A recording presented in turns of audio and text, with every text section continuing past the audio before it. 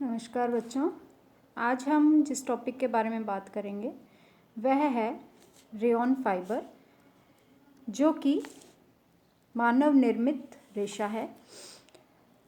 Natural fibres हमें प्रकृति द्वारा मिलते हैं और कुछ रेशे ऐसे हैं जिन्हें मनुष्य ने बनाए हैं। उन रेशों में से पहला रेशा रेयॉन के बारे में आज हम बात करेंगे।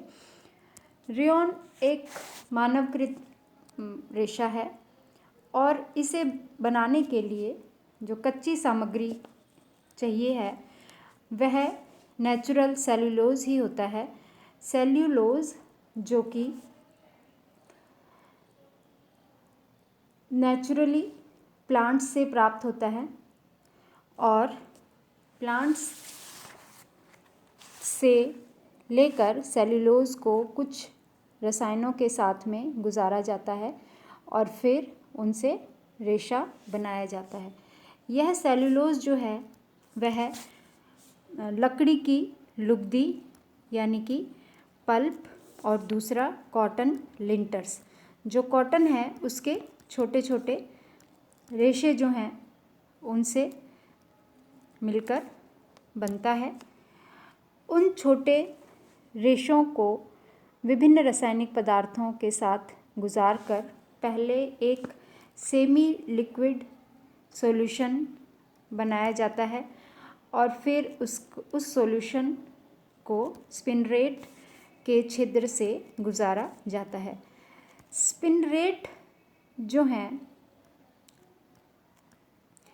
एक मशीन है जिसमें छोटे छोटे छेद होते हैं और इन छेदों के बीच से जब वह रासायनिक सॉल्यूशन निकलता है तो वे रेशे का रूप ले लेते हैं। रेयॉन बनाने की जो प्रक्रिया है वह रेयॉन के प्रकार पर निर्भर करती है। तो जब हम बात करते हैं टाइप्स ऑफ रेयॉन, तो हम अलग अलग रेयॉन के जो रेशे हैं उनके बनने की प्रक्रिया के बारे में हम जानकारी प्राप्त करते हैं। सबसे पहला जो इसमें प्रकार है वह है regenerated cellulose rayon. Regenerated cellulose rayon यानी कि पुनः निर्मित सेल्यूलोज रेयॉन।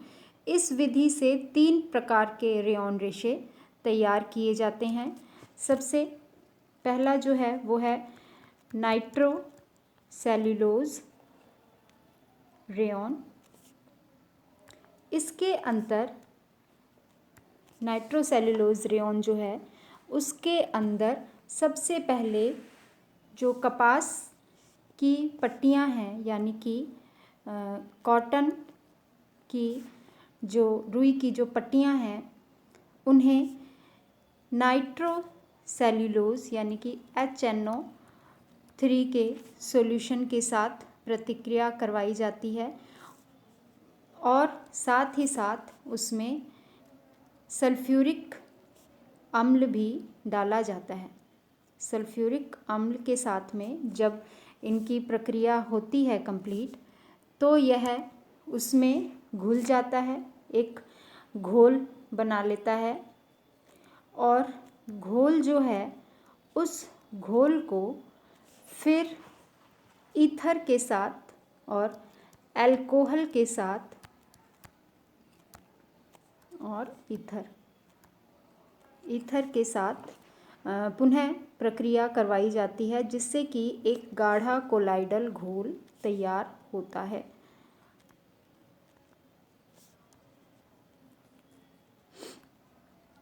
गाढ़ा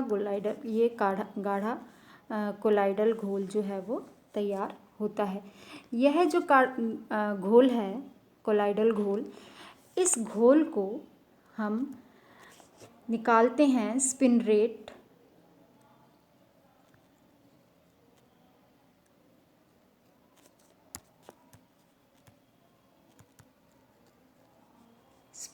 के छिद्रों के बीच से और फिर यहीं से रेशा जो है वो बाहर निकलता है।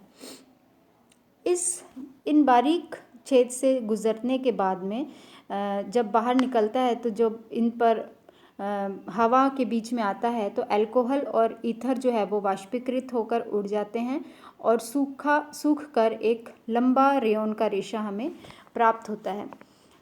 इस विधि को सबसे पहले फ्रांसीसी वैज्ञानिक काउंट हिलेरी डी चार्डोनेट ने शुरू करा था। 1884 में रेयॉन का आविष्कार किया, इसीलिए इन्हें फादर ऑफ रेयॉन भी कहा जाता है।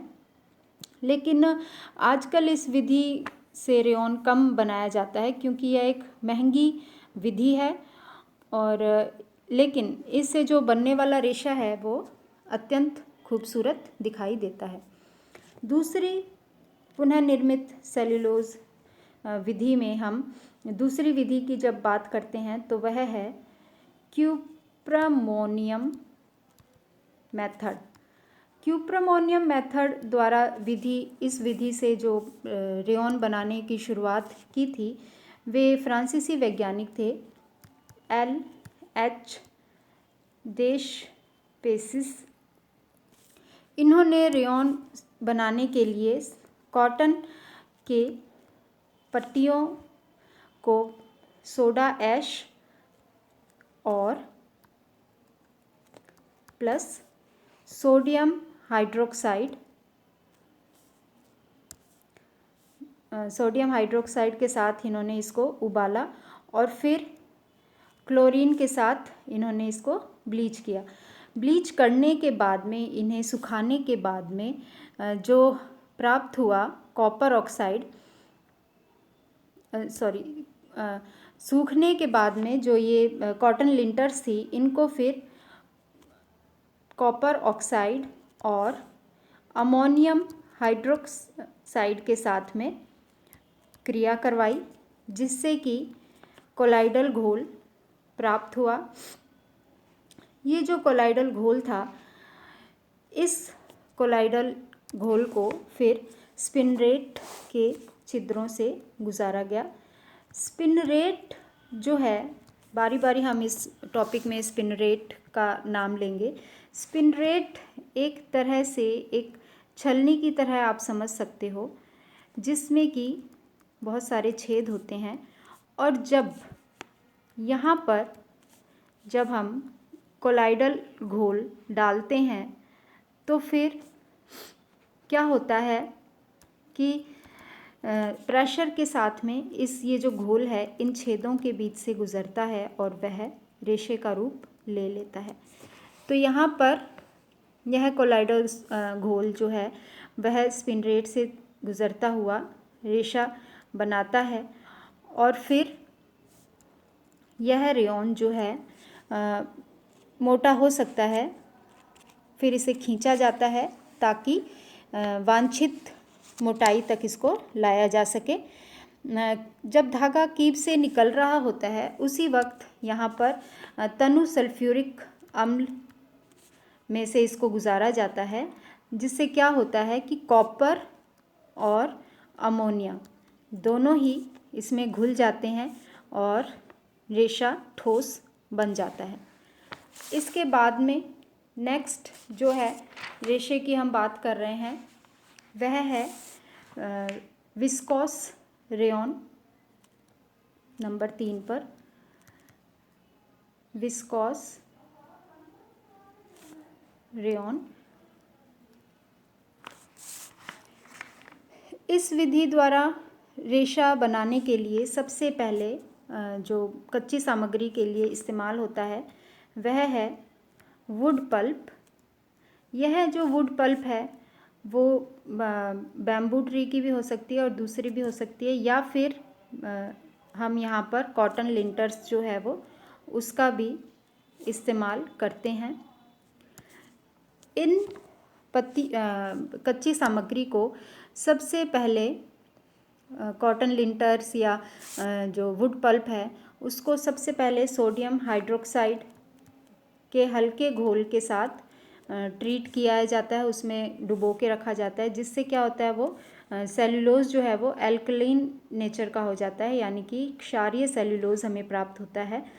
यह जो इसको लगभग 3 से 4 दिन तक ऐसे ही छोड़ देते हैं। इसके बाद इसमें लिक्विड कार्बन डाइसल्फाइड मिलाई जाती है, लिक्विड फॉर्म में होती है, जिससे क्या होता है कि यह जो क्षारीय सेल्यूलोज है वो बदल जाता है ज़ैंथेट सेल्यूलोज में।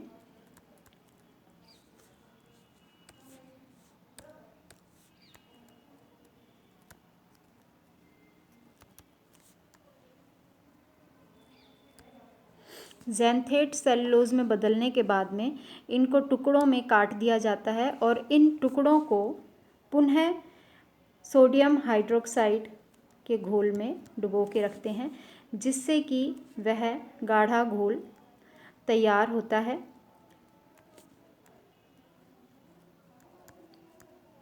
और इस गाढ़े घोल को फिर से साफ छाना जाता है, अशुद्धियाँ दूर की जाती है और छानने के बाद में फिर इसे स्पिनरेट के छिद्रों से गुजार कर रेशा प्राप्त किया जाता है।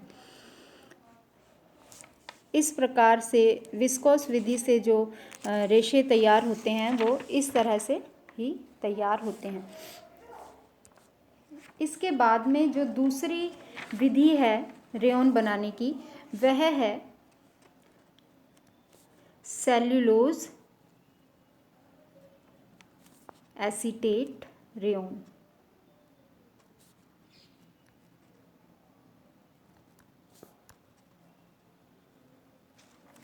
सेल्यूलोज एसीटेट रेयॉन जो है, इससे जब रेयॉन बनाया जाता है तो वुड पल्प और या फिर कॉटन लिंटर्स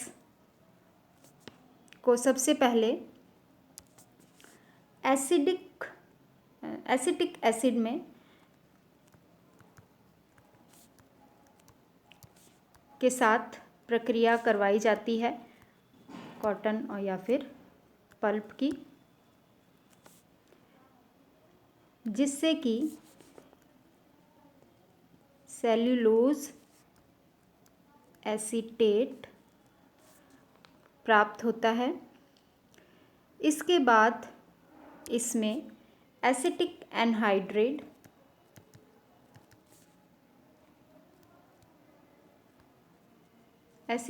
एनहाइड्रेट मिलाया जाता है, जिसके फलस्वरूप फिर इसको ठंडा पानी डाल दिया जाता है, जिससे जो है सेल्यूलोज एसीटेट का जो घोल है वह ठंडा होने के बाद में सफ़ेद सफ़ेद फ्लैक बन जाते हैं, यानी कि सूख जाता है।